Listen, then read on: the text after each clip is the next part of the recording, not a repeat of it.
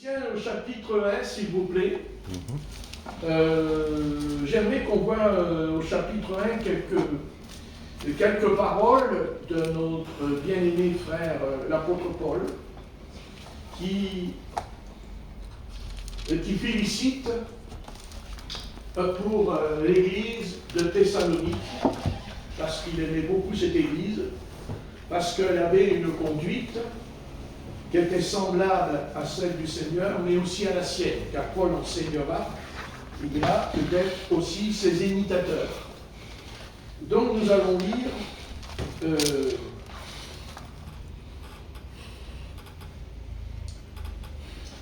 nous allons lire 1 Thessaloniciens, chapitre 1 et verset 5. 1 Thessaloniciens, chapitre 1 et verset 5. Donc l'apôtre Paul dit: notre évangile, ne vous ayant pas été prêché en parole seulement, mais avec puissance, avec l'Esprit Saint, et avec une pleine persuasion, car vous n'ignorez pas que nous nous sommes montrés ainsi parmi vous et à cause de vous. Donc l'apôtre Paul ici dit trois choses. Il dit qu'il y a l'évangile, ce que le monde veut absolument ignorer aujourd'hui, qu'il y a l'évangile, il y en a 4. Et ils ne veulent pas de l'évangile parce que c'est une bonne nouvelle. Et l'humanité n'aime pas les bonnes nouvelles. L'humanité aime les mauvaises nouvelles. Ça se demander s'ils n'ont pas un esprit de suicide en eux. Parce que quand on refuse l'évangile, quand nous l'avons entendu, eh bien, si on n'accepte pas l'évangile, eh bien, c'est comme si on se suicide. Ça peut même nous conduire à un suicide physique. Mais le premier suicide qu'il y aura en nous, si on ne veut pas admettre et reconnaître l'évangile selon Jésus-Christ, automatiquement, eh bien, on se suicide. Bien sûr, on ne meurt pas tout de suite, mais on est déjà mort. C'est-à-dire, je parle de votre âme. Je parle de notre âme, et même notre corps. Vous pensez bien, la perdition ne se situe pas seulement de l'âme ou de l'esprit, mais aussi du corps. Du corps. Seigneur Jésus-Christ n'est pas venu sauver seulement mon âme et mon esprit, il est venu sauver mon corps. D'ailleurs, c'est pour cela qu'il demande à ce que notre corps reste dans la sainteté. Parce que si on ne marche pas dans la sainteté, eh bien automatiquement, je veux dire par là, que même si notre intelligence, même si notre subconscient accepte et reconnaît le Christ, ça ne suffit pas. C'est pour ça qu'il y a une partie du monde qui ne veut pas du Christ, et il y a une autre partie qui veut bien du Christ, mais qui ne veut pas renoncer à leur vie. Mais l'évangile, c'est pas seulement une bonne nouvelle, mais l'évangile, c'est la solution. Vous savez, Dieu sait qu'il y en a, et il y en a des hommes politiques aujourd'hui. Et nous savons qu'il y a plein de partis politiques et qu'ils ne s'entendent pas entre eux. Parce que chaque parti politique a son propre démon. Et le seul parti qui n'a pas de démon sur la terre, c'est l'Église. Mais c'est pas parce que l'Église de Jésus-Christ n'a pas un démon que les démons ne pourraient pas entrer. Les démons n'ont pas besoin d'entrer dans le monde, ils sont déjà installés dans le monde. Satan a dit lui-même que toutes les richesses, toutes ces choses lui ont été données.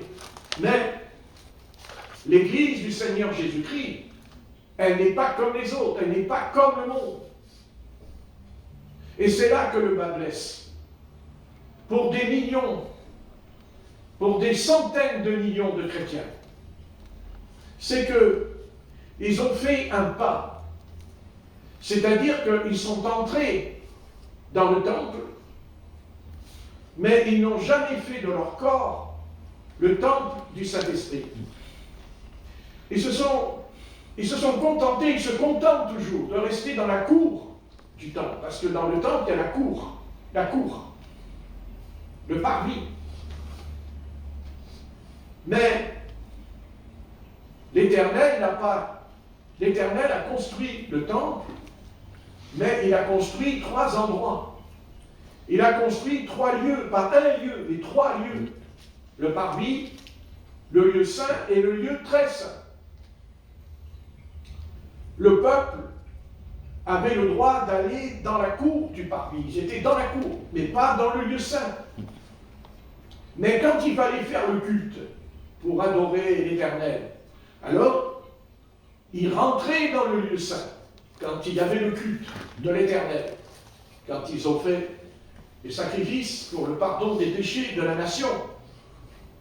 Mais seul le souverain sacrificateur, le prêtre, souverain sacrificateur, avait le droit, 1 fois par an, d'entrer dans le lieu très saint.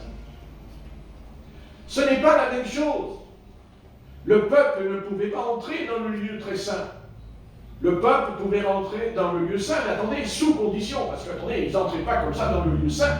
C'est parce que déjà, les prêtres vérifiaient pour voir si vraiment ils pratiquaient la loi de Moïse, s'ils observaient les 10 commandements. Alors ils pouvaient mettre les pieds dans le lieu saint. Ça veut dire que leur niveau spirituel, leur état spirituel dans le lieu saint était meilleur que celui de ceux qui étaient dans le parvis, dans la cour. Donc nous découvrons qu'il y a 3 lieux, ça veut dire qu'il y a 3 niveaux de spiritualité. Il y a des degrés de spiritualité. Mais, bien sûr, on aura un degré spirituel par rapport à l'obéissance, à la parole, mais aussi à la pratique. Alors, il y a une grande partie de l'Église qui se trouve dans le parvis, c'est-à-dire ils croient au Christ. Ils chantent le Christ, ils prient, ils prêchent le Christ. Mais il leur manque quelque chose. Il leur manque cette chose qui est très importante et dont le Seigneur ne fermera jamais les yeux. Jamais. C'est la sainteté. Nous n'adorons pas le Seigneur comme les autres religions. Ils se réclament du Seigneur, ils se réclament de Christ, d'accord? Ils disent, moi je suis croyant, je crois en Christ. Mais ta vie se contredit, ta vie ne correspond pas à Christ. Et Christ ne s'est pas contenté simplement de démontrer qu'il était un modèle, mais il a suscité 12 apôtres. Il les a suscités pour quoi faire?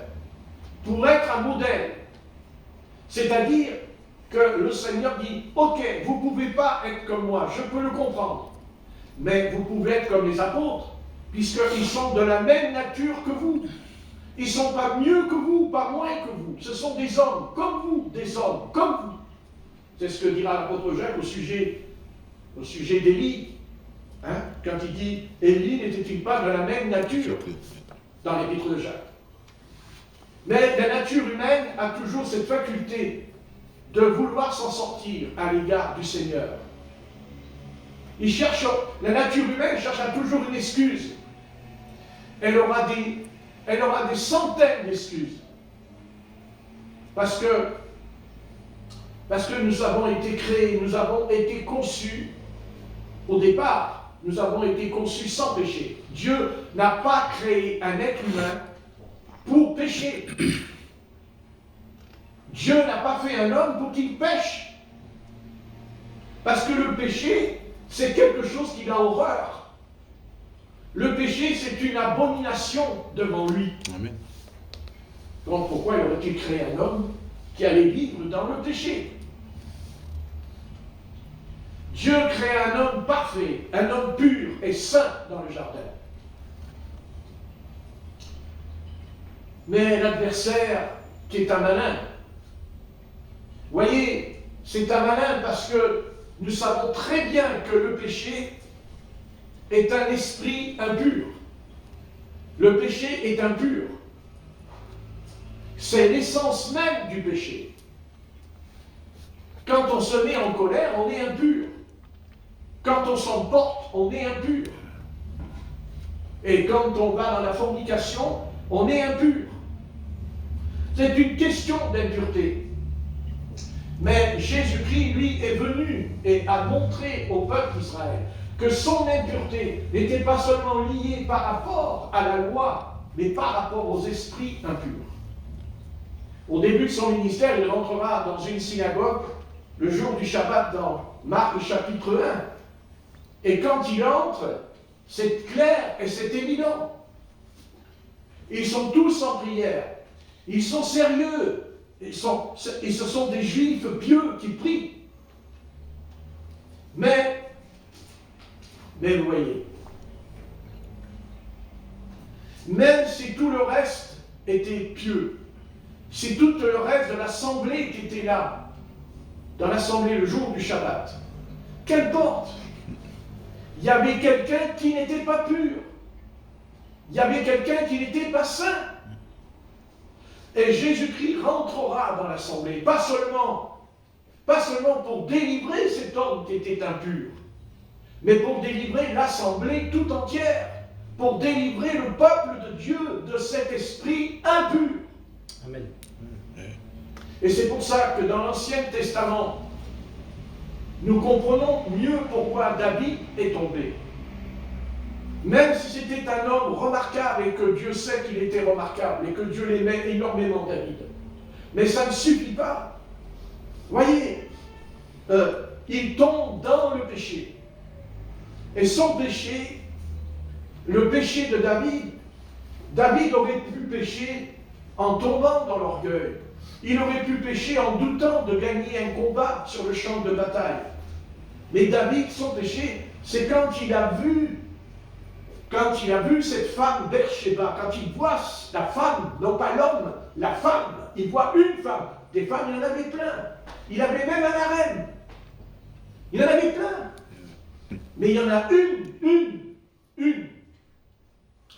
Et son péché, c'est que Dieu dit dans l'Ancien Testament, que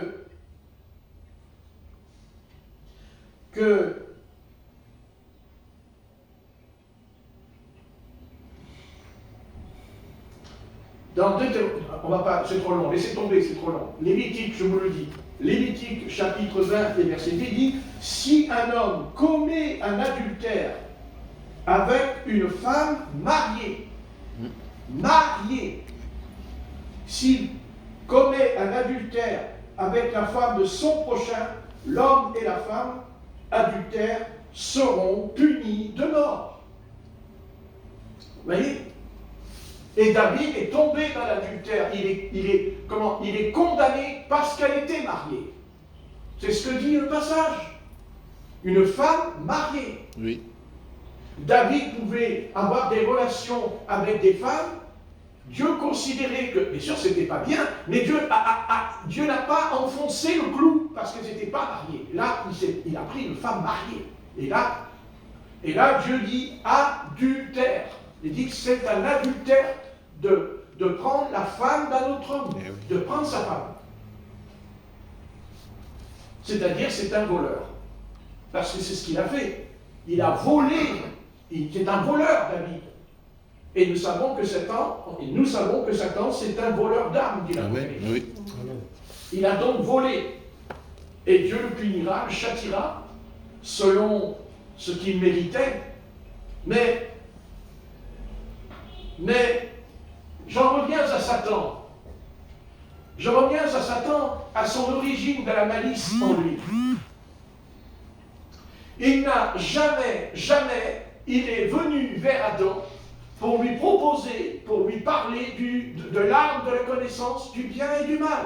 Et il n'y en a jamais parlé. Jamais.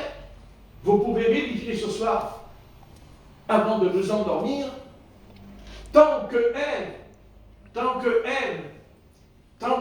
n'est pas là, tant qu'elle n'est pas née, tant qu'elle ne prend pas existence dans le jardin d'Éden, tant qu'elle n'est pas là de la terre, tout va bien.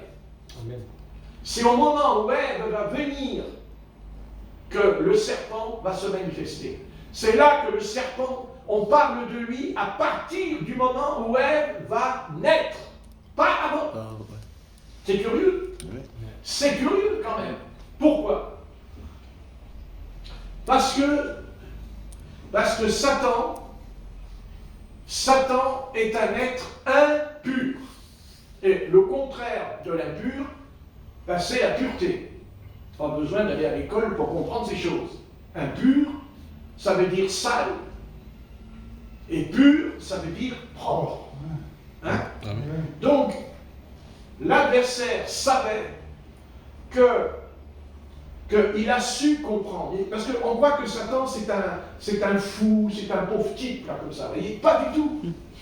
Pas du tout. Le diable est loin d'être idiot, loin de là. Il faut arrêter de le considérer comme quelqu'un qui... Satan il connaît la parole. Satan connaît la Bible.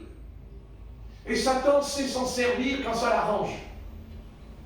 La seule différence, c'est que quand il parle de la Bible, c'est son esprit qui parle et non pas l'Esprit Saint.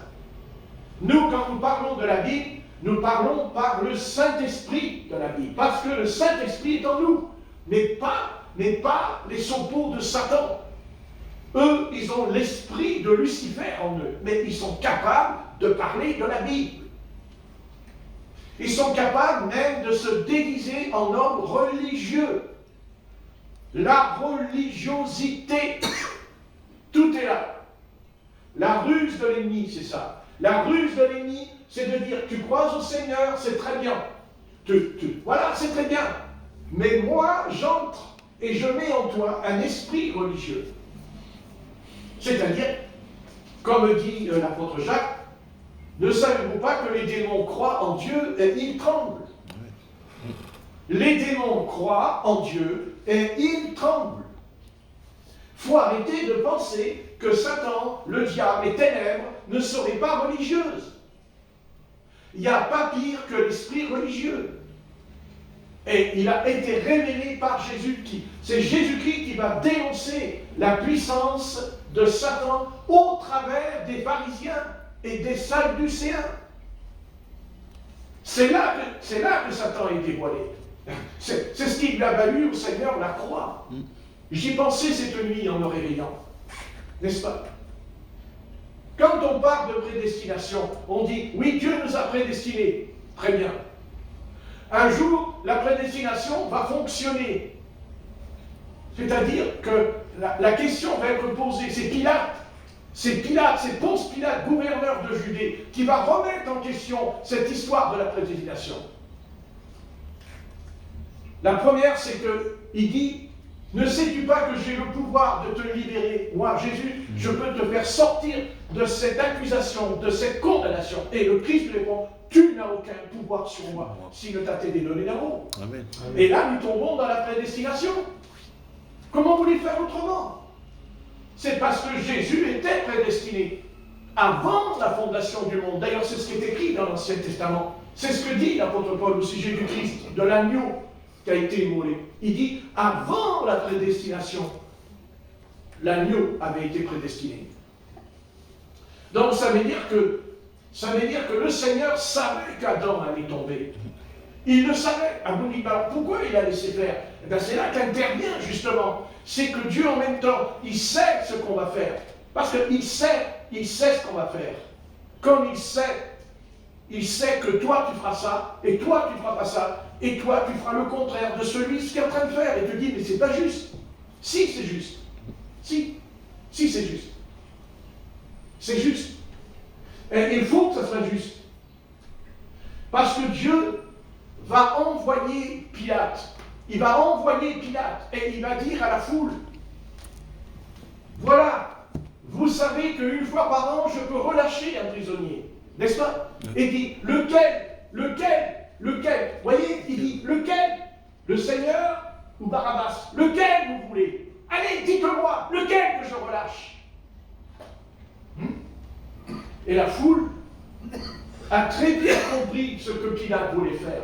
La foule, c'est même pas la foule, il dit que c'est les pharisiens qui poussaient la foule à crier, crucifie-le, crucifie-le.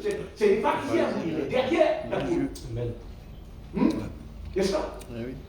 C'est eux. Vous voyez? Mais la foule, elle aurait pu dire non. Oui, aussi. Mais elle n'a pas dit non. Elle n'a pas dit non. Parce que dans un sens, si Jésus était prédestiné à mourir sur la croix, et que si la foule avait dit « relâche le maître », on ne serait pas sauvé ce soir. Vous voyez, c'est très profond, cette affaire de la prédestination. Mais en même temps, Dieu a quand même dit à la foule « tu choisis quand même. Mais je connais ton choix, je sais ce que tu vas faire. Mais ça ne fait rien. Je te pose la question. Je te pose la question. Et je te pose la question. » Eh oui, bien sûr. Et pourquoi Dieu a voulu qu'il pose la question? Parce que Dieu ne veut pas s'entendre dire dans l'éternité, oui, mais tu comprends, tu ne nous as pas posé la question. Donc c'est ta faute. Mais Dieu répondra, non. Non. Non. Vous avez dit non. C'est pas moi qui ai dit non. C'est vous qui avez dit non. Même si je savais que mon fils allait mourir, mais ça fait rien, ça fait rien, ça fait rien. Je voulais voir ce que vous allez dire. Remarquez. Et si j'avais dit non, le Seigneur aurait... Mais alors Dieu aurait été... Mais vous vous rendez compte? Il aurait dit, mais c'est formidable, c'est extraordinaire, c'est merveilleux. Voici que l'humanité, voici que l'homme a dit, non, on ne fera pas ça, on ne commettra pas cette injustice. C'est le contraire qui s'est passé, on a des preuves historiques, n'est-ce pas? Mais qu'est-ce que ça veut dire? Ça veut dire que Dieu est amour, l'amour du Seigneur, l'amour. Qu'est-ce que c'est qu'amour? Ben voilà, là vous avez une preuve de l'amour. Que Dieu va tendre sa main, Dieu va tendre une main vers... Vous voyez, il tend la main vers l'humanité tout entière. Il dit à l'humanité, voilà, je sais ce qui va arriver, je sais ce qui va se passer, je sais ce que vous allez faire, mais je vais quand même, je vais vous amener au bord de la rivière. Je vais vous amener au bord de l'abîme. Et maintenant, moi, Dieu, je sais, parce que vous pouvez, mais vous ne voulez pas. Dieu va leur montrer qu'ils ne veulent pas. Ils ne veulent pas. Donc on ne tombe plus dans le truc où on dit « Ah mais ils ne peuvent pas, c'est pas de leur faute, c'est des pécheurs. » Et le diable se frotte les mains et dit « Mais t'as raison, mais vas-y pasteur, et vas-y qu'ils ne peuvent pas, et vas-y qu'ils ne sont pas capables. » Et t'as pour les autres qui disent « Ah non, mais de toute façon ils ne peuvent pas parce que le Seigneur les a prédestinés. » Alors si on est prédestinés, demain on va dans la rue, on rencontre une prostituée, on couche avec elle, on rentre à la maison, merci Seigneur, alléluia, c'est pas de ma faute, je n'étais pas prédestiné. C'est trop simple. Ouais. C'est pas comme ça que ça se passe. Satan a toujours eu ça en lui. La première, c'est qu'il veut que l'homme tombe dans l'orgueil. Et cet orgueil consiste à dire, tout simplement, non, mais Dieu ne m'a pas prédestiné. Vous voyez? Ouais. Il tombe dans l'orgueil, puisqu'il dit que c'est lui, c'est moi. Il est orgueilleux, il dit que c'est moi. Si je dis que Dieu m'a prédestiné, ce n'est plus moi. Donc je ne vais pas tomber, puisqu'il m'a prédestiné. Mais dans un sens, si je dis c'est pas vrai, je tombe dans l'orgueil. Mais de l'autre côté, Satan il dit, oui, mais toi, Dieu ne t'a pas prédestiné, alors tu peux te faire mal, tu peux y aller, hein, tu peux faire tout ce que tu veux, Dieu ne t'a pas prédestiné, hein. Tu peux même poignarder ta femme dans le lit quand elle dort la nuit, là, tu vois, puis après, le matin, tu te réveilles et dis, ah, mais Seigneur, j'étais prédestiné à tuer mon épouse, toi, je l'ai fait, j'étais prédestiné. Seulement, le péché entraîne un autre péché aussi. Car il faut expliquer que quand quelqu'un tue quelqu'un, ça ne vient pas du jour au lendemain. C'est progressif. C'est une œuvre qui se fait en lui. Parce qu'il a commencé par prendre un chemin tordu. Par exemple, quand on tue sa femme pour toucher l'assurance vie, c'est parce qu'on veut l'assurance vie. Parce que s'il n'y a pas d'assurance vie, mais il ne la tuera pas. Car quel est son intérêt? Ouais. Vous voyez? Donc il y a toujours un élément, il y a quelque chose qui permet à la chose, vous comprenez? Ça se fait étape par étape. Exactement ce qui se passe ce soir dans l'humanité, dans le monde. Le monde est choqué de ce qui se passe. Le monde est choqué que la voiture a tué la foule, qui d'ailleurs ressemble comme ce qui s'est passé en Allemagne. Donc nous avons affaire à... Attendez, si ce n'est pas le démon, alors pourquoi c'est la même chose? Pourquoi c'est la même chose au bout du monde? Il y a exactement la même chose, les mêmes résultats. La mort. Bien sûr que Dieu sait qu'il y aurait eu cet attentat. Moi-même, je le savais cette nuit qu'il y avait un attentat. J'étais en train de me réveiller dans le lit. Je le savais, j'ai dit, je suis sûr qu'il va y avoir un... Mais j'ai dit, il va y avoir une boulette le 1er janvier. Je me suis dit, dans la nuit, je parie que demain, il y a une nouvelle qui va me tomber sur le coin du nez. Oh, ça n'a pas loupé. Ça n'a pas loupé. Alors j'étais en train de prier, d'un seul coup, j'entends dans mon cœur, ouvre la télé, mets la télé, tu vas voir ce qui se passe. Alors moi, j'ai pris ma manette, alors j'ai pas fait exprès. Je tombe exactement sur la chaîne où il y a eu l'attentat, d'un coup. Ah ben, ça y est, c'est bon, pas de problème. Pas de problème. Oui, Dieu a prédestiné. Oui, mais Dieu dit aussi à l'homme aujourd'hui. Dieu dit à l'humanité ce soir. Mais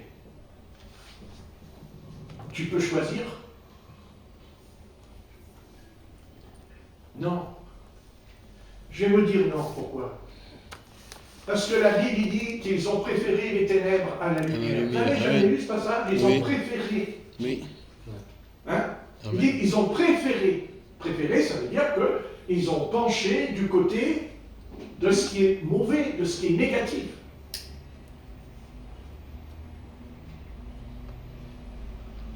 Il n'arrive rien sans cause à effet. Tout est une question de cause à effet.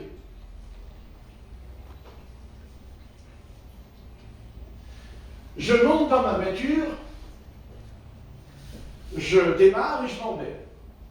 J'emboîte une nationale, une route, une autoroute, un chemin.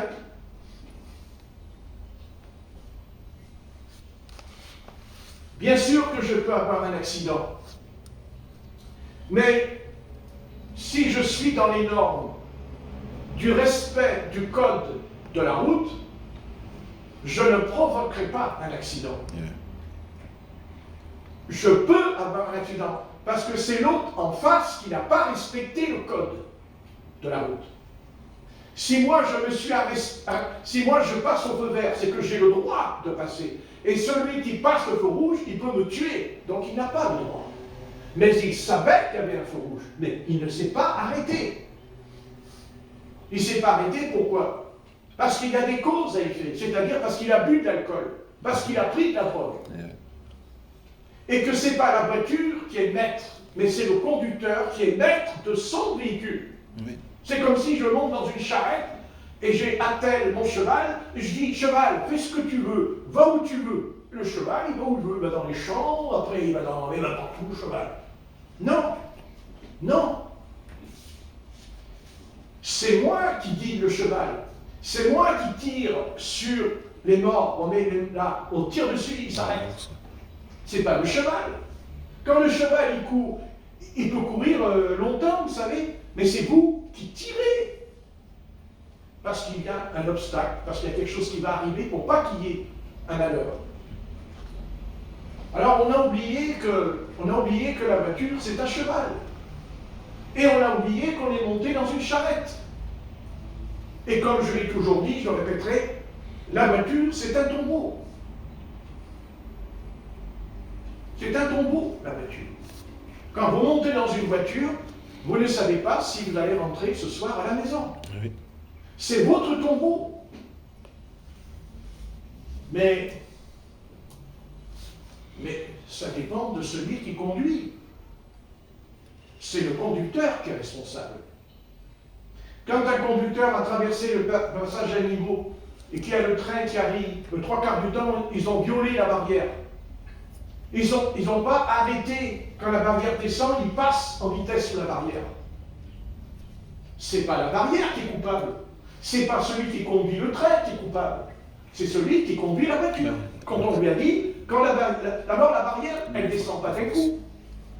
Elle sonne avant, 10 minutes avant, elle sonne. Cloche. Et elle descend. Quand quelqu'un grille le feu rouge, il sait très bien ce qu'il est en train de faire. Puisque, avant de lui donner le permis, on lui a envoyé à l'école pour apprendre à conduire. Oui. Et quand on ne lui apprend à conduire, on lui dit, quand il y a un stop, tu t'arrêtes. Et quand il y a un cédé de passage, tu n'es pas obligé de t'arrêter. Tu peux continuer, mais tu regardes. Chaque panneau t'indique. Quand on te dit qu'il ne faut pas franchir la ligne blanche, si tu la franchis, ça veut dire qu'il y a des voitures en face qui vont arriver et il y aura un accident. Mais on t'a mis la ligne blanche. Mais il y en a combien qui la grillent, la ligne blanche? Et pourtant, elle est là.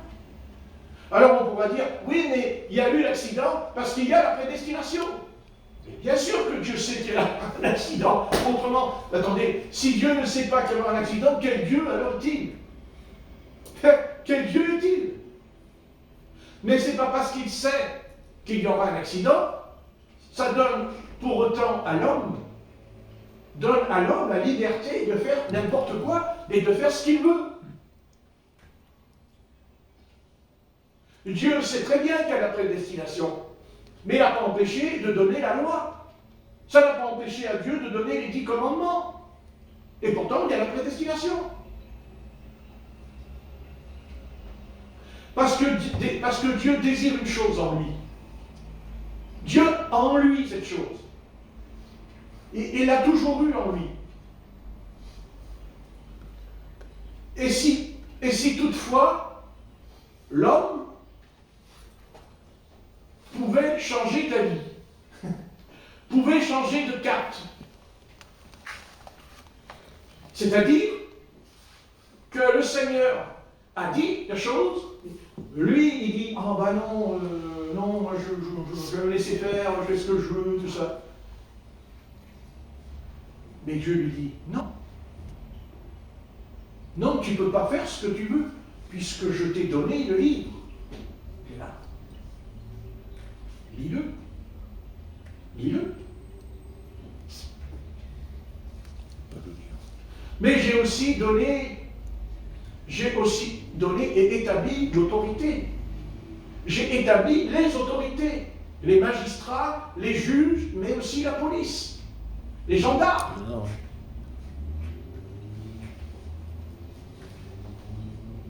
Parce que malheureusement, comme la créature humaine ne veut pas appuyer sur le frein, donc c'est les gendarmes qui appuient sur le frein avant nous.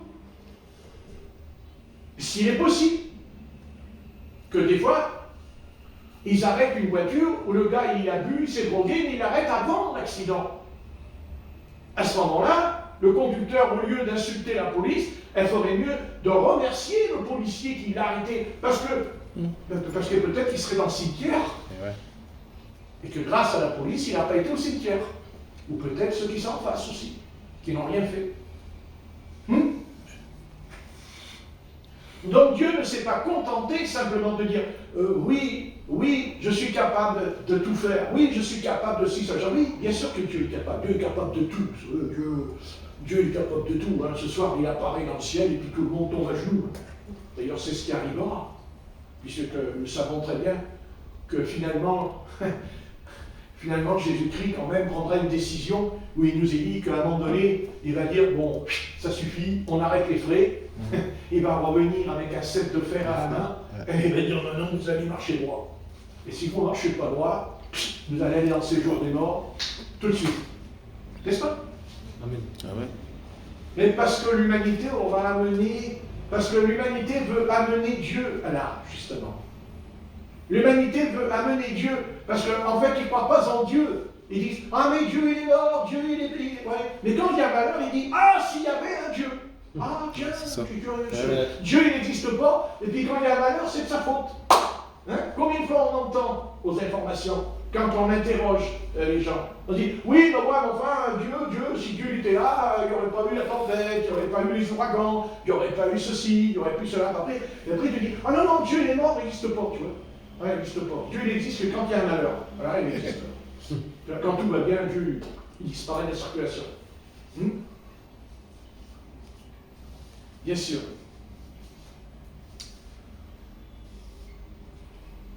Dieu est un être, parce que c'est un être qui est devenu une personne. Amen. Oui, oui. Dieu est une personne ce soir. Il s'appelle Jésus-Christ. Jésus-Christ, amen. Ah, oui. Oui. Et non pas seulement une personne, quand il est venu en chair et en os, mais il est en tant que ressuscité des morts ce soir.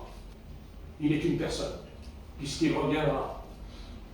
Puisqu'il dit qu'il est parti et il reviendra de la même manière.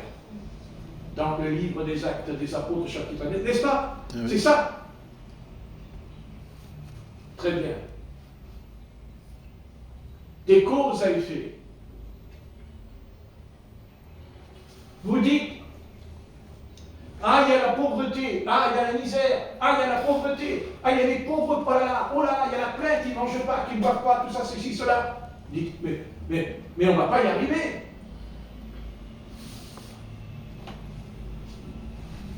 Mais on peut dire à ceux qui sont milliardaires, ceux qui sont millionnaires, vous allez mettre la main, non pas à la poche, mais dans votre poche, et vous allez sortir l'argent. Et même s'il ne vous reste plus que 50 € sur votre compte, eh bien, vous n'avez pas fait quelque chose d'extraordinaire. Parce que Jésus lui-même nous raconte qu'il y avait un tronc et que Jésus s'est mis devant le tronc et il regardait ce qui n'était la dîme. Ouais, je me souviens de cette image. On ne s'en rappelle pas de ça. C'est très loin. Ça. Catéchisme. Il s'est mis devant. Vous n'avez qu'à lire. Ouais. Il s'est mis devant. Voyez, quand on parle que Jésus de Nazareth, il est pour les pauvres, et ceci, cela. Non. Jésus, c'est pas seulement... On est toujours branché, Jésus guérit les malades, chasse les démons, ressuscite les morts, purifie les lépreux. Oh, que c'est beau! Oh, c'est merveilleux! Oh, il y a les anges avec lui. Oh, on est d'accord, hein? Ben, Jésus, il dit non, mais ça ne suffit pas. Il va devant le tronc, et il regarde chaque personne. Et c'est qui met. Que met dans le tronc qui est là. Ah, il y en a un aussi. Et le tronc n'était pas troué, parce que s'il est troué, le chou, il descend en dessous. Hein. Puis il y a quelqu'un en dessous de la table qui récupère. Okay. Et à un moment donné, il y a une petite femme qui arrive, une veuve, qui avait tout perdu. Elle vient. Elle vient, elle ouvre sa bourse. Et dedans, il n'y a pas 5 milliards, il y a plein de millions. Il n'y a même pas 10 €, il n'y a même pas peut-être 1 €, peut-être à l'époque on pourrait dire. Et son dernier, elle le met dans le 30 centimes. Le dernier, Tout ce qu'elle a. elle le met. Et le Seigneur dira au sujet des riches, ceux qui sont venus mettre dans le trou, ils ont donné un superflu, dit le texte. C'est du superflu ce qu'ils ont donné. Ils ont dit, oui, on va mettre la dîme, on met l'offrande. Mais oui, on peut la mettre, de toute façon, on en a encore. Mais s'il fallait la mettre et qu'on n'ait pas grand-chose, pourrions-nous la mettre?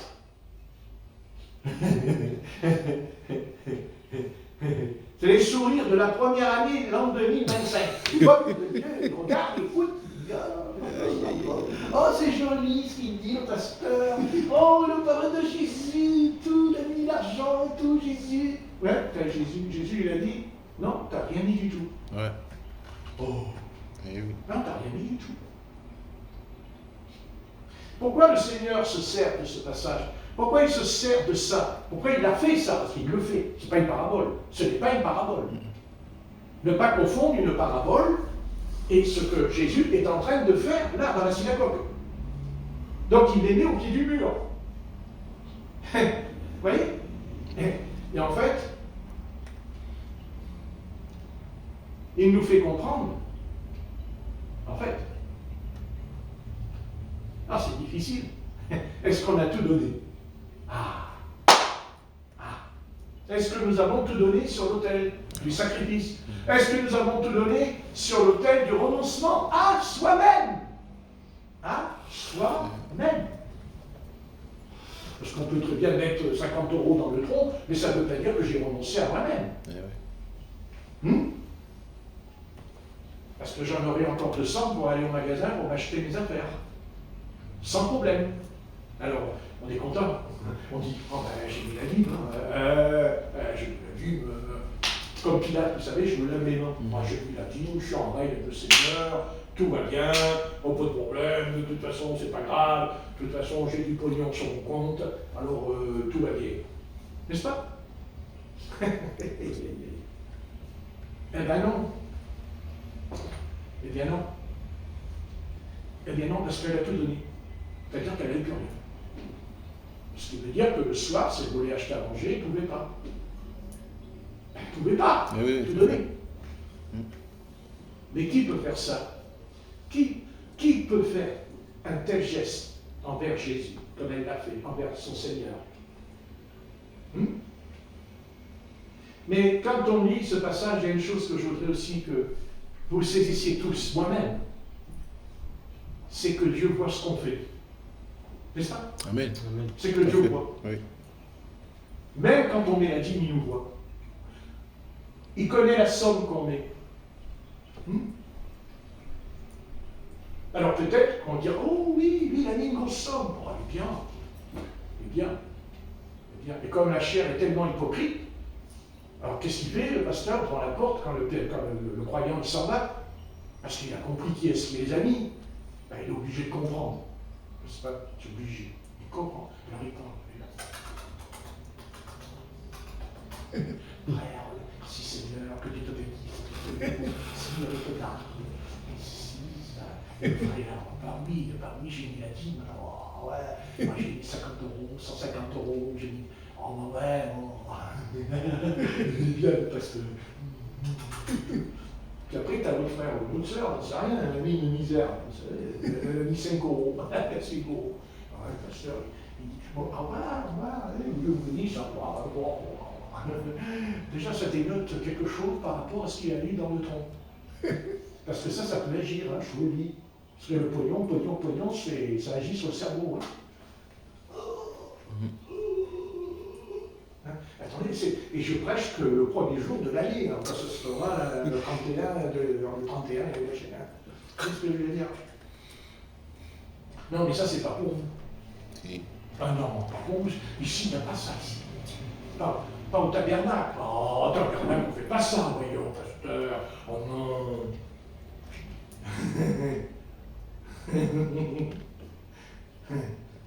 Il y en a qui rient, d'autres qui rient pas. C'est pas pourquoi d'ailleurs, il y en a qui rient, d'autres sourire, il y en a qui n'ont pas souri.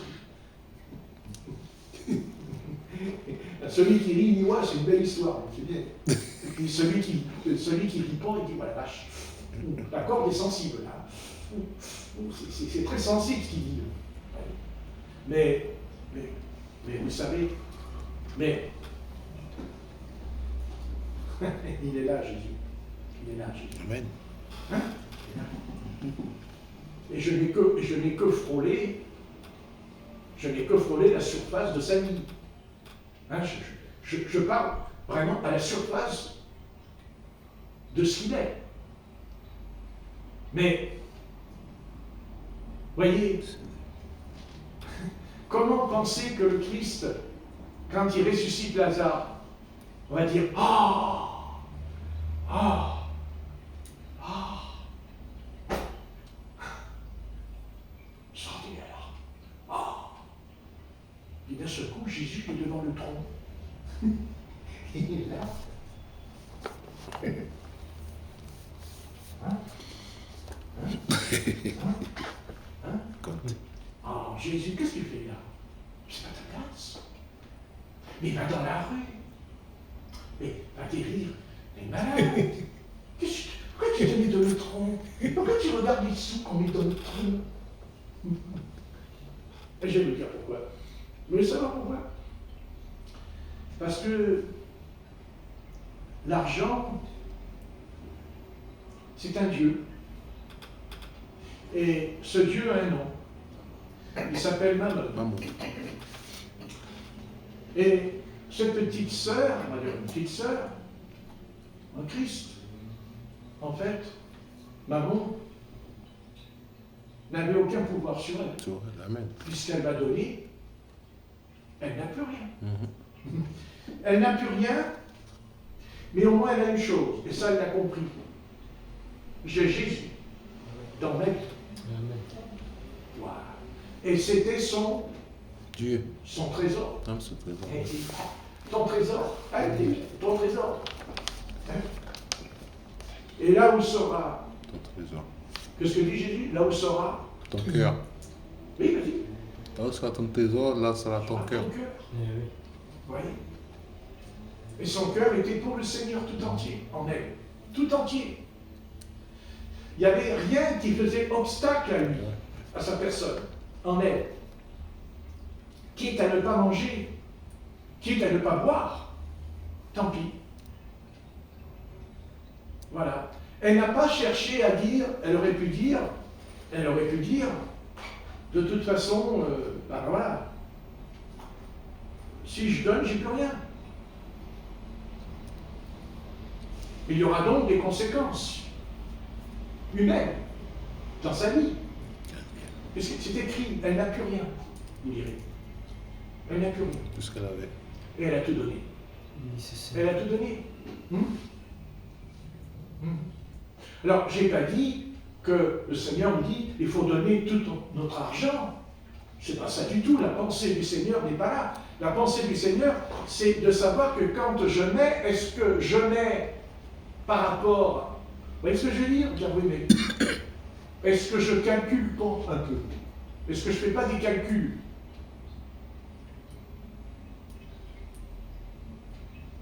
Et je pense qu'on agira d'abord par rapport à ce que nous-mêmes, que l'argent qu'on met dans le tronc est en rapport à ce que moi j'ai donné au Seigneur. Parce que quand elle a donné tout ce qu'elle avait une petite pièce. Mais, je veux dire, les autres auraient pu donner, mais plus par rapport à la petite pièce. Car il dira, ils ont mis le superflu. Dieu le texte. Amen. Ça veut dire que, quitte à perdre peut-être 50 €, mais c'est pas grave. C'est pas grave parce que j'en ai encore derrière ces 50 €. J'en ai plein de billets derrière. C'est pas un problème pour moi. Mais le Seigneur considère que si c'est pas un problème, c'est que en fait, tu n'as pas tout donné. Tu as donné, oui, mais tu as calculé ton coût. En disant, ouais, je peux mettre ça, mais après, moi, hors de question, j'irai pas plus loin.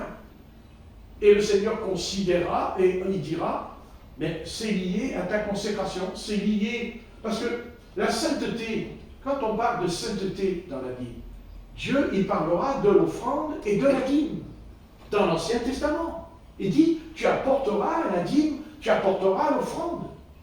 C'est lié.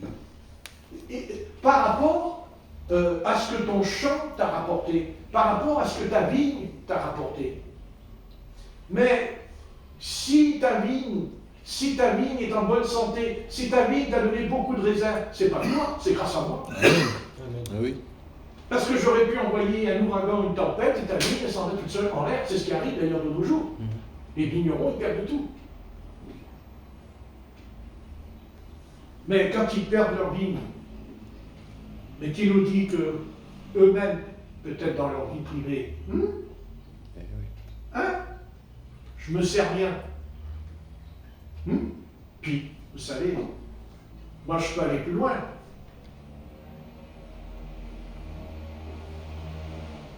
Est-ce que ce ne sont pas des vendeurs d'alcool?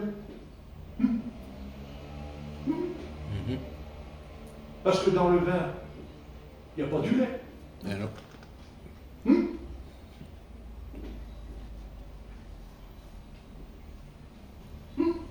Oui. Vous savez, je vous ai dit tout à l'heure, cause à effet. Alors tâchons, et c'est valable dans le domaine de l'Église. Pourquoi voulez-vous que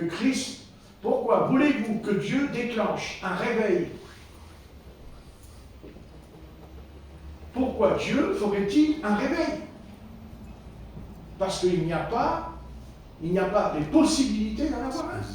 Pour la simple raison que la nature nous enseigne que si je ne mets pas le blé dans la terre, il n'y aura pas de récolte. Même si je prie.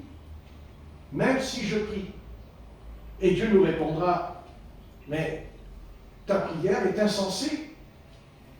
Comment veux-tu que je t'exauce puisque tu n'as pas mis la semence dans la terre? Cause à effet. Quand Dieu dit à Israël, je te conduis dans un pays où coule le lait et le miel, Dieu ne les envoie pas dans un pays où il y a des ronces et des épines.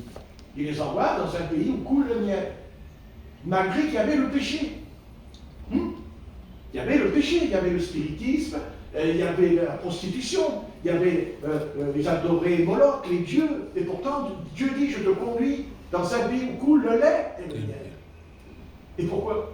Mais parce que Dieu a préservé le lait et le miel, parce qu'il allait amener ses enfants dans le pays un jour. Amen. Mais après qu'ils y sont, Dieu leur dit, si tu obéis à ma voix, si tu fais ma volonté, si tu ne fais pas ça, si tu ne fais pas ceci, si tu ne fais pas cela, et Dieu, qu'est-ce qu'il fait Dieu? Eh bien, il faudra que le lait et le miel continuera, même en abondance.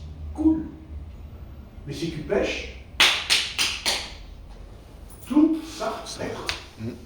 Cause à effet. Cause à effet, bien aimé.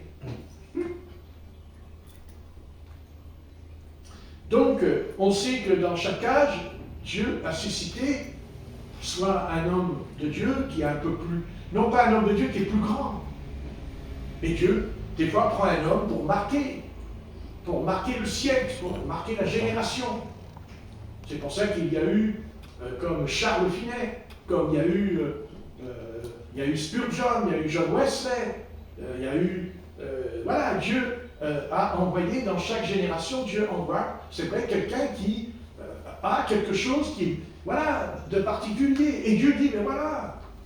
Mais aujourd'hui, Dieu aujourd'hui, son message, pour aujourd'hui je parle pas pour le 1er siècle je ne parle pas pour du temps des années 1950. Dans les années 1950, il y a un message qui percute l'Église. C'est la guérison divine. Et il y a eu beaucoup de guérisons et de résurrection des morts. Jusqu'en 1960, on va dire, jusqu'en 1970, il y a cette chose qui a été bien dans l'Église. Et même dans notre pays. Dieu appela un homme qui était en Angleterre, il a fait traverser la mer, il a amené en France, c'est Douglas Scott. Dieu a dit, Douglas Scott, lui, il vient et il apporte un message. Et son message, lui, c'était le baptême dans le Saint-Esprit et le parler en langue. Parce que l'Église ne possédait pas cette chose. Je ne dis pas qu'elle n'avait pas l'Esprit. Elle avait l'Esprit dans le sens qu'elle est conduite, parce qu'on peut être conduit par l'Esprit, heureusement. Heureusement que même si on n'a pas reçu le baptême, on est quand même conduit par l'Esprit, puisqu'on suit le Seigneur. Mais le baptême dans le Saint-Esprit, c'est le don. C'est un don. Et de là découlera le don des guérisons, le don des miracles. Vous voyez ce que je veux dire? Les dons, les 9 dons spirituels. Amen. Mais il faut d'abord recevoir le don. Mais le don du Saint-Esprit, ça c'est encore une chose. Mais Dieu nous donne le Saint-Esprit parce qu'il a dit c'est une puissance. C'est une puissance. Et dans 1 Thessaloniciens, quand nous lisons au chapitre 1, nous l'avons lu, peut-être qu'on n'a pas fait attention. Dans 1 Thessaloniciens chapitre 1, et nous est dit, au verset 5, notre évangile ne vous ayant pas été prêché en parole seulement, mais avec puissance, avec l'Esprit Saint. Donc, vous voyez, pas seulement prêcher l'évangile, mais avec l'Esprit Saint. La puissance. Amen. Et avec une pleine Puissance. persuasion, car vous n'ignorez pas que nous nous sommes montrés ainsi parmi vous, et surtout à cause de vous, qu'il y a eu les dons. Voyez? Mais après, il dit, et vous-même, vous avez été mes imitateurs. Mes imitateurs. C'est Paul qui a dit, et vous-même, vous avez été mes imitateurs. Et ceux du Seigneur, en recevant la parole au milieu de beaucoup de tribulations, mais aussi avec la joie du... L'Esprit Saint. J'entends rien. Avec, Saint. moi. Avec la joie du Saint-Esprit. Du Je mets Saint-Esprit. l'appareil dans les oreilles. Je tiens l'appareil dans les oreilles. À 2000 €. Et la joie du Saint-Esprit. Mais c'est pas parce qu'il y a le Saint-Esprit, c'est pas parce qu'il y a les dons du Saint-Esprit, c'est pas parce qu'il y a la puissance du Saint-Esprit qu'il n'y aura pas de tribulation. Vous voyez? Il parle de tribulation, l'apôtre Paul, tout en ayant la gloire du Seigneur dans l'Église. Amen. N'est-ce pas? Amen. On va lire 1 Corinthiens 4 et verset 16. 1 Corinthiens 4 et verset 16. 1 Corinthiens 4 et verset 16. Qu'est-ce que dit l'apôtre Paul? Là, on va lire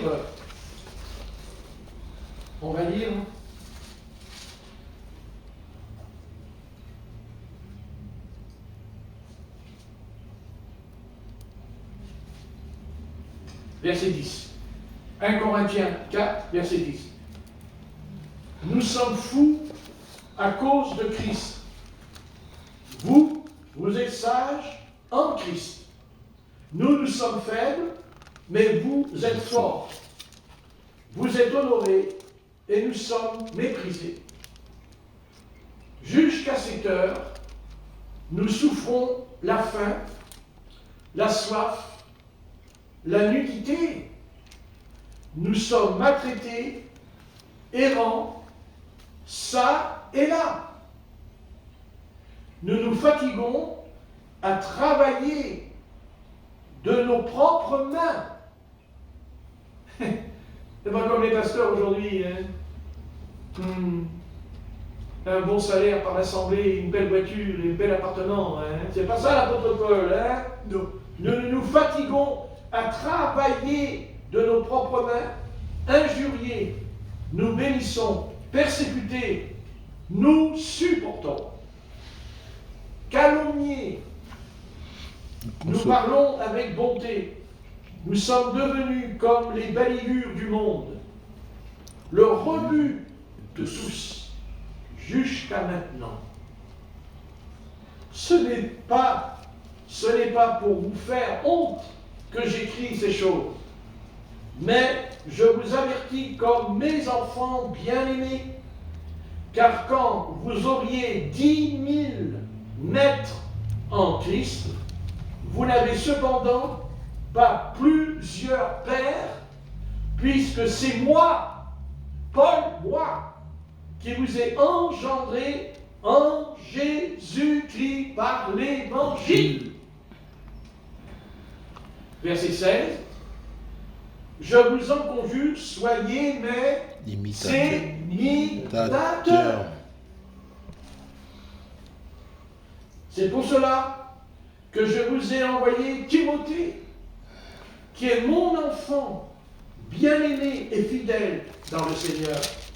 Il vous rappellera quelles sont mes voies en Christ, quelle est ma manière dont j'enseigne partout dans toute Les l'Église. églises. Voilà. Très bien. La joie, la paix, le Saint-Esprit, les miracles, les dons. Mais Et tous les croyants sont d'accord. Même les chrétiens, le monde chrétien, il est d'accord avec ça. Il ne va pas dire le contraire. Au contraire, mais qu'est-ce qu'il est d'accord? Mais je ne veux pas entendre parler de ce que nous venons de lire. Les balayours du monde, le rebut de la société, dans le travail, dans la l'unité, dans le froid et tout. Ah. Et vous me dites, mais alors, pourtant, ils reçoivent la bénédiction de Dieu, puisqu'ils ont les dons. Oui, mais les dons sans la croix, eh bien, c'est le chemin de l'orgueil. C'est le chemin où la chair oui, tout à fait. prend le dessus. Mais oui. Oui. Donc le Seigneur a permis toutes ces choses. Et il ne dit pas moi, il dit nous. Il dit nous, vous lirez. Amen. Donc c'est pas que l'apôtre Paul qui a subi ce qu'il raconte, mais nous. Bien sûr, il parle des apôtres. Hein, attention, il parle des apôtres, il ne parle pas du peuple. Parce que le peuple, il n'avait pas le niveau d'endurer ce que les apôtres enduraient. Attention, Dieu ne leur a pas demandé des choses. Non, non, c'est aux apôtres qu'il leur a demandé. Aux apôtres. Bah oui. Bah oui. Pensez bien qu'on ne reçoit pas ces coups de bâton. Dieu ne va pas frapper une petite brebis comme ça. Je veux dire, non. Mais aux apôtres, oui. Parce qu'il fallait qu'ils soient un modèle. Un modèle de bienséance, un modèle qui ne consiste pas simplement à une vie.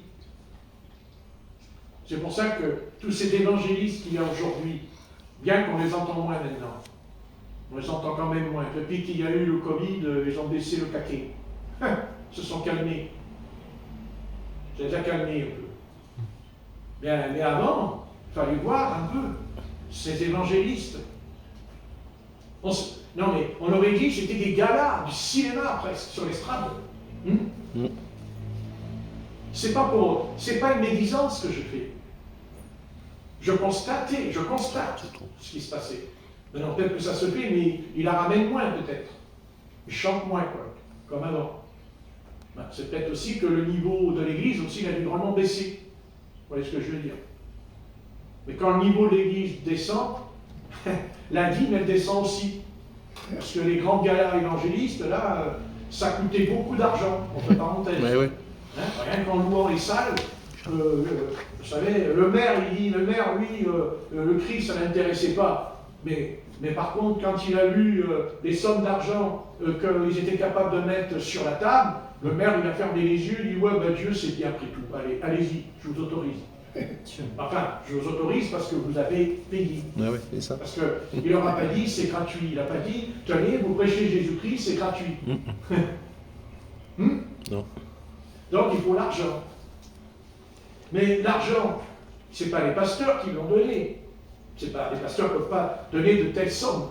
C'est le peuple, le Seigneur qui a donné fidèles. ces sommes. Eh oui. Mais pour quel résultat? Pour quel résultat? Hein? S'il fallait calculer le nombre de ces gens qui ont pris le baptême, ils sont où aujourd'hui? Ils sont où? Si on voudrait calculer par rapport à mon dire, oh oui, mais chez le pasteur Patrick, il n'y a pas de baptême. Nous, à l'église, chez Pasteur Paul, tout ça, quand il y a plein de baptêmes. Oui, mais ils sont où? Ceux qui ont pris le baptême, ils sont où? Puisqu'au bout d'un an, ils sont toujours le même chiffre, et des fois, ils sont moins dans l'assemblée, le chiffre. Ben alors, tous ceux qui sont baptisés, ils sont où? En 50 ans, où ils sont? Ils sont où? Ils sont où? Voilà. C'est ce que je veux dire. Pourquoi? Mais parce qu'il y a un évangile qui crée la joie, un évangile qui crée le bien-être. Et ça, les gens, ils sont d'accord. Même les artistes, ils y vont. Les artistes, ils croient aux anges. Nous irons tous au paradis. Vous n'avez pas la chanson? Oui. Alors que lui, il est en enfer. Vous voyez? Ah, d'accord. Mais il ne peut pas être en enfer quand même. Mais tu te permets de dire qu'il est en enfer. Mais je ne me permets rien du tout. C'est la personne qui démontre qu'elle y est, puisqu'il dit que celui qui est ami du monde est ennemi de Dieu. Depuis quand on va aller au paradis quand on est ami du monde? Eh ouais. Qu'est-ce que c'est cette histoire? Attendez, quand vous lisez l'Ancien Testament,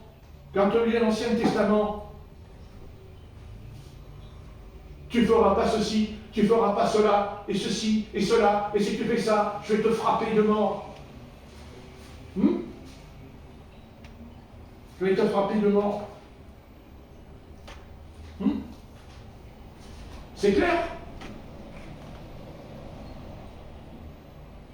Quand on lit l'Ancien Testament,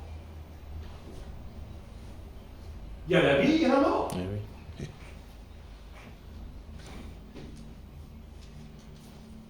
La seule différence, c'est que dans l'Ancien Testament, la frappe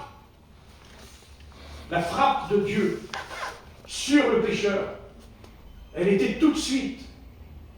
Amen. Dieu n'attendait pas que le pécheur y meure pour le punir. Il était puni sur le champ. Comme le cas d'Acan, avec son manteau de chinéar et son lingot d'or qu'il avait planqué sous son lit. Maintenant. Dieu, il fait tirer au sort les tribus et ça tombe sur Acan. Et il dit, ils vont mourir, Tous. eux, lui, sa femme et ses enfants, pour enlever l'interdit qui était en Israël. Interdit à amener l'armée d'Israël à être battue comme des chiens devant Haïr. Ils se sont enfuis devant Haïr, qui était une toute petite cité par rapport à Jéricho. Pourquoi? Interdit. Péché. C'est ça. Péché. Donc dans l'Ancien Testament, Dieu met les choses en place en disant, oui, c'est vrai, il y a la prédestination. Mais Dieu leur dit quand même, je vous donne quand même les 10 commandements. Le choix. Et pourtant, il y a la prédestination. Et Dieu dit dans les 10 commandements, si tu observes, tu seras béni jusqu'à la quatrième génération. Et si tu les bafoues, tu seras puni pendant 4 générations. Donnant. Et pourquoi le Seigneur, pourquoi le Dieu des cieux fait une telle chose? Parce que Dieu veut nous faire comprendre que nous ne sommes pas des automates. Dieu ne veut pas que nous soyons une machine. D'ailleurs, aujourd'hui, nous sommes dans l'âge de la machine. Nous sommes dans l'âge de l'ordinateur.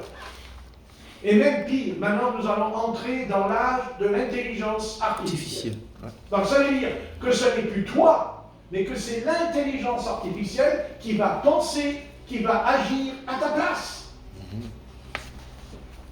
Et comme ça, tu pourras dire à Dieu, c'est pas de ma faute, ce n'est pas moi. Si je vis dans le péché, je ne suis pas responsable. C'est l'intelligence artificielle. Mais oui, mais je sais, on peut en rire, mais on en rit jaune, n'est-ce pas? Eh oui. Parce que ça se met en place. Exactement. Et le but de tout ça, celui qui se tient derrière tout ça, ben c'est Satan qui veut nous contrôler.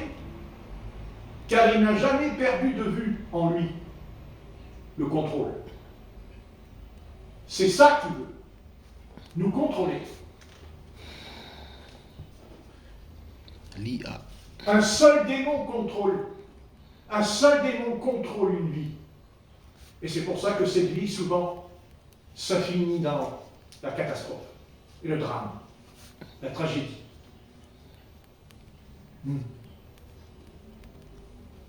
Parce qu'il contrôle. Tout à l'heure, la camionnette qui a foncé sur la foule et qui a tué, c'est un démon qui le contrôle au volant. Il est contrôlé par le démon. Et comme l'humanité ne veut pas venir là, ils ne veulent pas venir là, parce qu'ils peuvent toujours dire, ouais, mais comment venir à Dieu? Où il est où Dieu? Je ne le vois pas Dieu. Il est où Dieu? Enfin, ils sont capables d'adorer le soleil et la lune. C'est ce que dit l'Épître aux Romains, chapitre 1. Mais il est où Dieu? Dieu? Mais Dieu, il n'est pas loin. Ah bon? Et il n'est pas là-haut à des années-lumière? Non. Non, non, non. Non, il est où? Monsieur.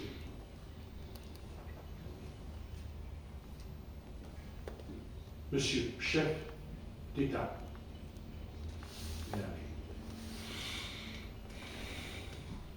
Dieu, dans l'OTAN, il y a une table, sont assis autour.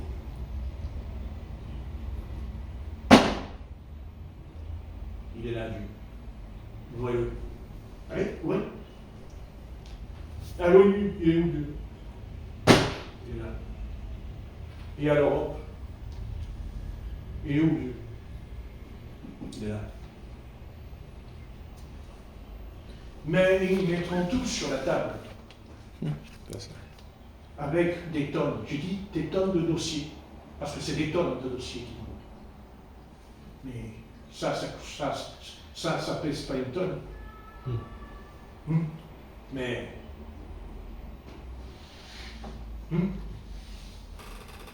Compliqué. Donc, vous voyez, le message que Dieu va adresser aux hommes, eh bien, c'est que Dieu va les classer. Il va vraiment le faire.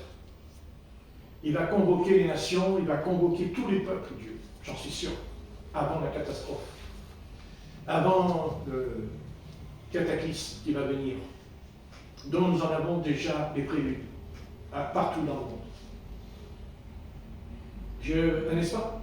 Et Dieu va leur dire, je vais vous démontrer vous allez arrêter. Moi, si c'était moi qui suis appelé à le faire, je le dirais. Vous allez arrêter de faire les couillons.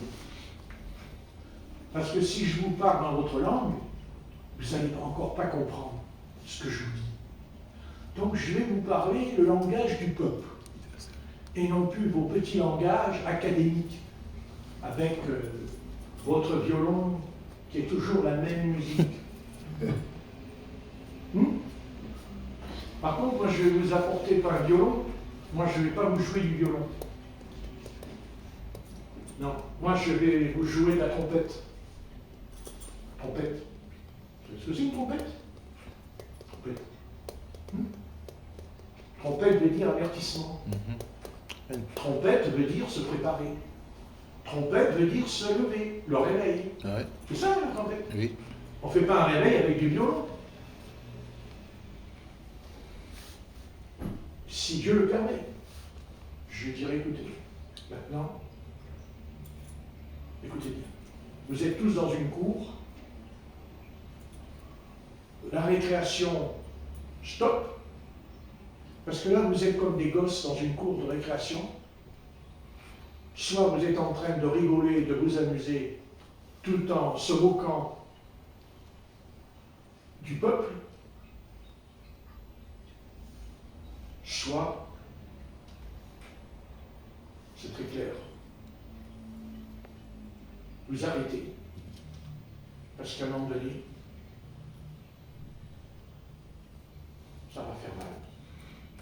Alors, c'est bon, on arrête. Alors, prédestiné ou pas prédestiné? Parce que moi, je ne sais pas si vous êtes prédestiné. D'ailleurs, si je le savais,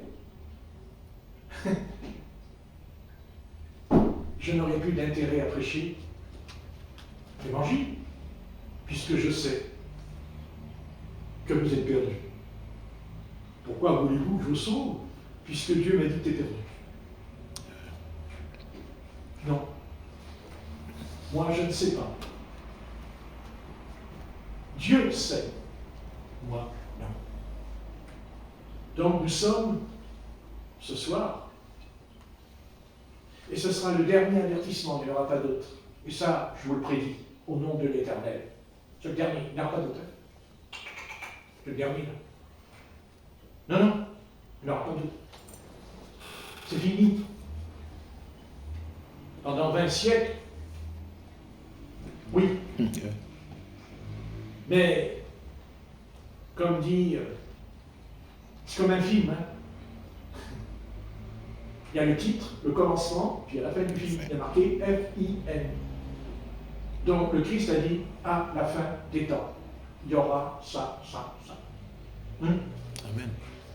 Ça. Alors, les autres, ils n'ont pas vu. Mais nous, on est en plein dedans. Au moins depuis 30 ans presque, qu'on est en plein dedans. Mais on n'est pas encore descendu au fond d'abîme. Hein? Pour l'instant, on fait du sourd. Puis de temps en temps, on remonte, puis on redescend, puis on remonte. La différence, c'est qu'avant, quand il remontait, il faisait beau. Parce qu'aujourd'hui, quand il remonte, ben, il fait un sale temps. Les tempêtes, les ouragans, tout le bazar. Ce matin, je regardais sur l'art, je regardais des documents qui s'appelaient les tempêtes tropicales, les tempêtes. Et j'en montrais les ouragans qui se déplaçaient sur la Terre. En 1975, il y a eu un ouragan en Chine, qui a tout ravagé, toute la Chine. Il y a eu des milliers et milliers de morts en 1975 en Chine. Les barrages se sont cassés en deux et tout. Mais il y a une chose qui m'a frappé. Après, ils ont montré en Inde, partout, où il y avait les ouragans, en France, partout. Vous savez ce qui m'a étonné? Eh bien, quand je regardais le document, les voitures, elles restaient sur le parking. Toutes les voitures, elles ne bougeaient pas dans l'ouragan. Les voitures, les camions, ils restaient en parking. Et les ouragans d'aujourd'hui, les voitures, elles se baladent dans l'eau. Mais si, regardez, si vous ne croyez pas. Le camion. Hein? Eh oui. Donc ça veut dire que c'est pas que le vent, puisqu'ils ont dit qu'en Chine, il y a eu le vent à 230 km/h en 1975, comme aujourd'hui d'ailleurs. Hein? Mais alors pourquoi la voiture est voltige? Pourquoi les camions et tout? Pourquoi? Et parce que dans l'ouragan, en 1975, en 1985, il y a eu l'ouragan en Louisiane. On n'avait pas pensé à l'ouragan? Hein? Terrible. Ouais. Et ouais. Mais les voitures, elles restaient en place. C'est partout. Il y avait de l'eau, d'accord, mais les voitures, elles ne bougeaient pas. Les voitures, les camions, ils ne bougeaient pas. Les caravanes, elles ne bougeaient pas. Elles restaient dans le parking. Et pourquoi aujourd'hui, les voitures, elles... Hein? Vous avez vu en Espagne? Pourquoi? Mais pourquoi? Pourtant, c'est le même ouragan. Oui. C'est 200 ou 235 ou 250 à l'heure, pareil. Oui. Seulement voilà. C'est que dans ces tempêtes-là, il y avait moins de démons dedans. Et qu'aujourd'hui, il y a le double. Ah, il y a le double. Mais on ne les voit pas. Mais il y a le double. C'est la même tempête. Mais pourquoi c'est pas les mêmes dégâts? Regardez. Je prends un témoin. Je dis, regardez, les voitures, elles ne bougent pas.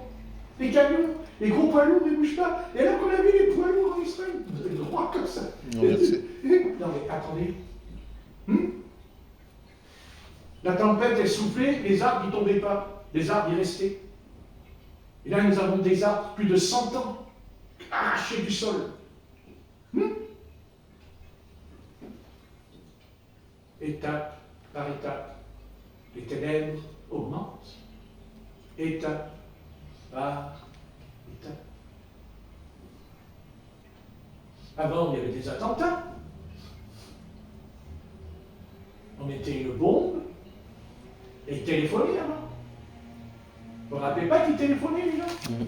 Téléphonaient en disant, il y a un attentat, ils prévenaient avant qu'il s'acclaque. C'est pas vrai, je me rappelle. En 1995 à Paris, avec Jacques Chirac, il y avait des attentats. Ils téléphonaient Il téléphonait 1 heure avant, en disant qu'il y aura un attentat à tel... Voilà, il disait bien sûr. Et l'attentat, c'était quoi? C'était une bombe, bon, elle était fixée dans un endroit précis, il téléphonait. Oui. Des fois, ça claquait. Mais je veux dire, aujourd'hui, il n'y a pas de bombe. Il n'y a pas de bombe. Ce pas des bombes et des bouteilles à gaz dans un coin. Aujourd'hui, on prend une voiture et on se jette dans la foule en écrasant bébés, femmes, enfants. Ce n'est pas la même chose. Aujourd'hui, ceux qui faisaient des attentats, ils ne se montraient pas. Ils agissaient en secret. Il fallait les chercher. Là, il fallait faire des enquêtes pour les trouver. Mais le gars qui a tué tout à l'heure, il est dans la camionnette. Et quand il y a 2 policiers qui sont arrivés vers lui, quand ils étaient armés pour lui tirer dessus, lui il sort son arme, il en a blessé 2. Vous avez vu où un homme qui blesse 2 policiers en même temps, assis dans la voiture? Pourquoi? Pourquoi ces 2 policiers, ils n'ont pas pu être plus forts, puisqu'ils étaient 2 contre lui, et qu'eux, ils étaient debout, et que lui, il était assis dans la camionnette pour tirer? Pourquoi? Et qu'il a fallu qu'il mette la main comme ça dehors. Comment il fait? À votre avis. Hein? Vous croyez qu'il n'est pas possédé? Vous croyez que vous pensez qu'il n'a qu'un démon en lui pour faire ça? Savez-vous du démon de Gadara? La Légion, combien? Légion, il a dit. 6 000. Légion? 6 000. 6 000? Et qui vous dit que c'est pas pareil? Qui vous dit que ces gens-là n'ont pas 6 000 démons dans le corps? Et que c'est pour ça que les autorités sont impuissantes? C'est pour ça que les gouvernements, les États, et oui, ils sont impuissants, parce qu'ils ont affaire. Ils ont affaire à des puissances terribles. Le 10. Hein? Le 10. Bien sûr. Et qui vous dit que... Et qui vous dit, là, dans le ciel, là, le soi-disant... Ah ouais?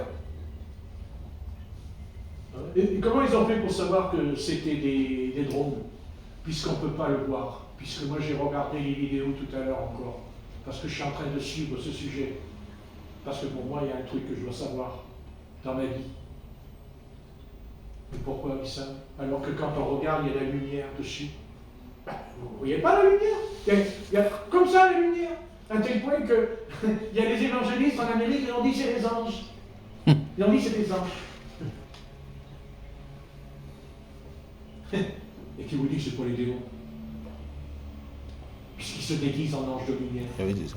Ah ben oui, il faut avoir une réponse. Et vous croyez que les anges, ils viendraient comme ça pour faire peur à l'humanité? Les anges, ils viendraient comme ça pour s'amuser? Ça n'existe pas. Dieu ne fait pas une telle chose. Non. C'est pas vrai. Dieu, il annonce l'évangile. Dieu, il annonce l'évangile et pas... Mais qu'est-ce qu'a dit le Christ? Il dit quoi? Quand il dit il y aura des tremblements de terre, il y aura des famines, des pestes, il dit il y aura des signes dans le ciel. Dans le ciel, oui. Et ça, c'est écrit aussi. Ah oui. Ah, d'accord. Ben, c'est ça. Il y a des signes dans le ciel. Remarquez, tant mieux pour nous. Remarquez, tant mieux, parce que là, il y en a vraiment. Donc, ça veut dire que l'enlèvement n'est pas loin. Ça s'accélère, ouais. Hein, ça s'accélère. Voilà, je veux dire, ça là, maintenant, ça s'accélère. Vous comprenez? Ouais. Voilà. Hein? C'est comme le Seigneur dit aux pharisiens, quand le ciel est rouge le soir, vous dites demain, il y aura du vent. Ouais. Donc nous, on pourrait dire, ouais, mais avec tous les signes qu'il y a maintenant, on pourrait se dire, attention, le vent, il a soufflé. Oui. Enfin, je parle du vent, du souffle de l'esprit sur nous. Parce que c'est écrit, il souffla sur eux. Il souffle. Il dit, recevez le Saint-Esprit. Saint-Esprit. L'évangile de Jean à la fin. Amen. Il souffle. Recevez le Saint-Esprit. Comme il peut le faire pour vous aussi. Amen. Et peut-être qu'il va le faire. Et peut-être que le Saint-Esprit, il va rentrer dans la pièce, il va souffler. Il va souffler sur vous dès que vous parlez. Pourquoi pas? Moi, je serais bien content que ça arrive. Amen. Mais faut-il encore qu'il trouve, il faut qu'il arrive à trouver une église, une assemblée. Oui, mais vous comprenez bien que quand le Seigneur souffle sur eux dans l'évangile de Jean, à la fin de l'évangile, il a soufflé au bout de 3 ans et demi, quand même, pas la première année, ni la deuxième année, mais à la fin des 3 ans et demi d'école, de discipline. N'est-ce pas? De discipline. Parce que c'est bien la chose que le Seigneur a eu du mal avec eux quand même. C'est la discipline. Alors, la discipline, c'était pas leur truc. Pas leur truc. Là. Voilà, pas leur truc. La discipline, c'est pas leur truc. Ah non. Quand il y a eu une âme à sauver, ils se sont barrés pour acheter à manger. Avec la Samaritaine. Le camp. Mais Jésus, lui, il est discipliné. Parce que c'est la discipline qui a permis à la Samaritaine d'être sauvée. Parce qu'il a dit, passe. Il dit, je fais la volonté de celui qui m'a envoyé. Et il a dit, ma nourriture à moi, elle est en bas. Bon, on n'en est pas là, nous. Hein. Oh, je fais la volonté du Seigneur. Je jeûne. Et vous répondez aux païens, je fais la volonté du Seigneur. Et l'estomac, il nous dit dans la nuit, Dieu, tu es au frigo. La volonté du Seigneur. C'est vite dit, hein. Et pourtant, ces hommes-là sont passés par là, puisqu'il dit que pendant 3 jours, ils n'avaient pas mangé. Vous ne vous rappelez pas? À quel point ils ont violé le jour du Shabbat, puisqu'ils ont mangé le blé qui était dans le champ. Et les pharisiens ont dit que les disciples n'observent pas le Shabbat. Mais le Seigneur leur répond, c'est pas le Shabbat qui est maître, c'est moi, le maître du Shabbat. Donc, dire par là que c'est plus une question de jour. C'est une question que quand il faut jeûner, il faut jeûner. Il y en a beaucoup qui voudraient être avec Jésus aujourd'hui. Rencontrer des chrétiens, vous dire, moi si j'étais avec Jésus aujourd'hui, oh là là, si j'étais avec Jésus, ouais, mais alors dans le jardin de Gethsémani, il y avait un hôtel à 4 étoiles, 5 étoiles. Ah ouais. Ah oui, ils étaient au restaurant le soir avec Jésus dans le jardin de Gethsémani. Il y avait un bel étoile, un bel hôtel. Jésus est arrivé, est rentré, il a dit bonjour, je suis Jésus de Nazareth. Voilà, j'avais mes 12 apôtres là. Non, il y avait 11, pas 12, parce que l'autre il était ailleurs. Enfin, il va venir, mais on a compris l'histoire. Il dit, vous avez une chambre d'hôtel, c'est mes disciples, hein. Voilà, une chambre d'hôtel, et puis moi. Et à moi appartient l'or et l'argent, hein, donc vous me donnez une chambre à 4 étoiles. Hein. Bon, les disciples étaient contents, ils montaient l'ascenseur, il n'y a pas d'ascenseur, on peut imaginer qu'à l'âge, monter l'ascenseur, et ça entrait dans la chambre, avec les rideaux, brodés, ils ont sauté sur le lit, tout ça, vous savez, oh là là, on va dormir et tout, tu vois. Remarquez, même s'ils avaient eu une telle chambre, ça n'aurait pas empêché au Seigneur de dire, vous dormez, allez-vous. Entre nous, je vais te dire, ils se sont réveillés parce que quand même, ils dormaient par terre. Allez, parce qu'ils dormaient par terre. Vous n'avez jamais dormi par terre? Vous n'avez jamais dormi par terre la nuit? Oui. Vous avez essayé? Bon, c'est bien. Oh. Le matin, quand on se réveille, on a pas mal au rêve, on est en force. Oh. À moins que vous emmenez votre matelas, peut-être vous emmenez leur matelas avec eux.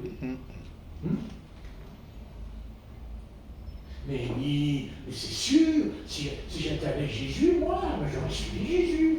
Oui, tu ne manges pas pendant 3 jours. Pendant 3 jours, tu ne manges pas.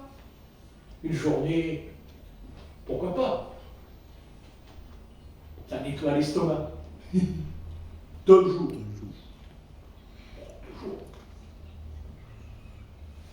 2 jours. 2 jours. Le soir, tu le dis le jour, le soir, pour te mettre au lit. Pas de beurre, pas de patate, pas de tarte, bon. Le matin, je descends les escaliers, pas de pain au chocolat, pas de croissant. 3e jour.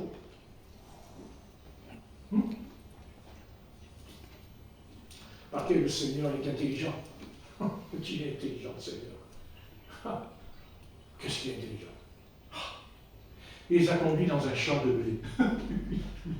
Et ça a donné en plein milieu du champ de blé. Il s'est dit, ouais, c'est bon. Non, mais là, ils vont craquer, là. Ils ont craqué, il faut s'attraper. Ils n'en pouvaient plus. Ils se sont contentés de ce qu'ils avaient, hein, entre parenthèses. Ouais, du blé. Ouais, on va suivre Jésus. Ouais, c'est sûr, on va me suivre Jésus. Oh, parce qu'on va me suivre. Oh. Et si Jésus était sur la terre ce soir, et que il est 8h30, 9h, le film. Et le film. Un film. Le Seigneur est guéri. Pas de film. On se met en prière. Tout à l'heure, on va prier. À 8h, à 9h, 9h. À 9h, on va prier à 9h. On va prier le Seigneur. À minuit, réveillez-vous. On va prier. Ah non, et je peux être avec Jésus, moi. Ouais, non, c'est très bien ça, la parole. Ouais. Vous êtes sûr? Le Seigneur a du boulot, hein? Non, il a du boulot, le Seigneur, ce soir, à 9h.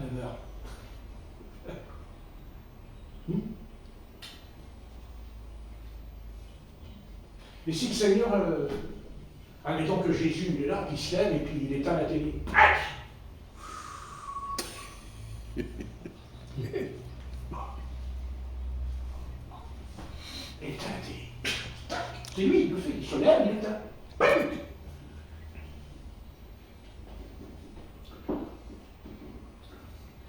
Crucifie-le, crucifie-le, crucifie-le. On entendrait, crucifie-le.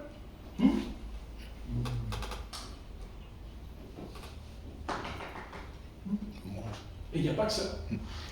N'est-ce pas? Mais on veut être avec Jésus. Ah oui, c'est formidable. On est bouillant. Qu'est-ce qu'on est bouillant. Oh Seigneur. Oh Dieu, sauve les pécheurs, donne-leur la repentance, convertis-les, amenez, oh Seigneur, fais réveil, alléluia, ouais. Et puis la voix, puis c'est là, ouais, gloire à Dieu. À 9h. Et à 9h, il n'y a plus de réveil. Il y a un réveil à 7h, mais pas à 9h. Et faisons attention que ça se termine pas mal. Parce que là, je ne parle que du réveil pour les pécheurs. Et l'enlèvement, quand il revient. Ah oui. Quand il revient, il va nous taper sur l'épaule, il dit éteins la télé, il est 9h, mais éteins le poste. Attends, il y a un film, hein, c'est un merveilleux film. Quand ils sont venus, quand c'est fini, je suis d'accord. Vous dites, mais non, on ne fera pas ça. Ben, commençons à le faire déjà maintenant. En disant, bah tiens, il est 9h, eh bien, au lieu de retarder la télé, je vais prier. On peut toujours le faire. Amen. Remarquez, le Seigneur nous dirait, qu'est-ce qu'il nous dirait? Je sens. Va faire ça, va faire comprendre ça dans ce siècle. Il nous dirait, pourquoi tu as ça dans ta maison? Est-ce que tu as vraiment besoin de ça dans ta maison? N'ai-je pas dit que je ferais de ma maison une maison de prière? Ah mais ta maison, Seigneur, c'est le temple. On a construit un temple les dimanches au temple. Après, on retourne chez donc dans le temple. Bien. Je sors du temple, prends la maison.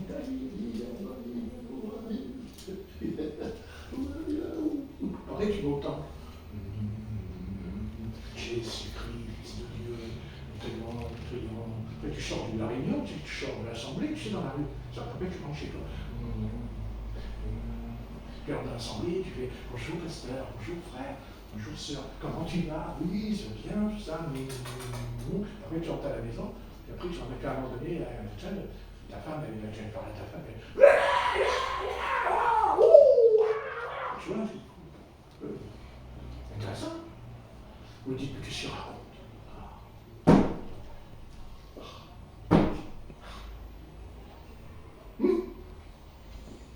Non, parce que si c'était pas vrai ce que je dis, alors pourquoi il n'y a pas de réveil? Oui.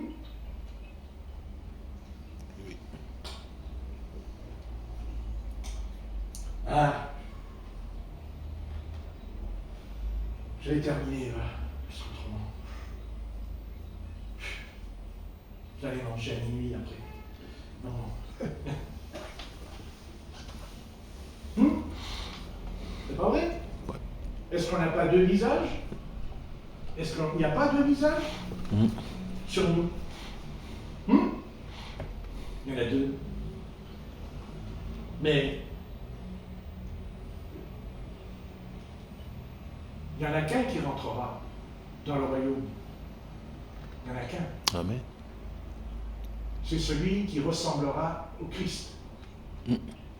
Amen? Amen. Eh oui. Ah oui. C'est ce que dit là. On l'a lu, l'apôtre Paul, il a dit, imitateur de Le Christ, Christ. et imitateur, il dit Paul de lui. C'est ce qu'il dit. Mais quand il dit je suis et qu'il veut être un imitateur de lui, mais attendez, c'est parce qu'il avait une conduite semblable au Seigneur. Amen. Non mais, Eh oui. excusez-moi, c'est que vraiment, il devait être un sacré modèle, le gars, quand il était sur la terre. C'est ça. Sûr. Bon, je sais bien que Rome ne s'est pas fait en un jour, Ouais. et je sais bien que ce que je dis ne va pas se faire ce soir, c'est pas comme ça que ça se passe, on le sait très bien au fond de nous-mêmes, mais, vous savez, bon, ce que je suis en train de dire peut avoir deux solutions. Soit quand je parle, je suis en train de faire le philosophe, et c'est une belle philosophie, soit c'est carrément le Saint-Esprit qui parle, qui nous parle, pas qu'à nous, moi, le Saint-Esprit qui me parle, qui me dit, et après, peut-être encore pire pour moi. Eh oui, ça fait mal, hein. Ça, je sais pas pourquoi, j'ai une boule. Non, c'est vrai, j'ai une boule, oui. Et mon estomac, il dit,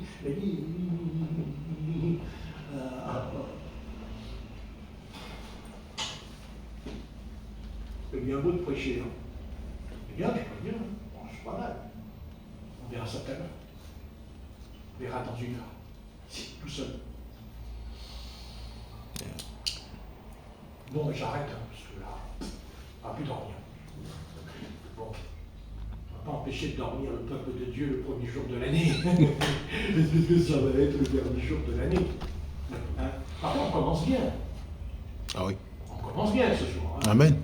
On commence bien. Je ne sais pas pourquoi, peut-être parce que c'est le jour de l'an que je parle comme ça. Peut-être que demain, que dimanche, ce sera peut-être plus cool.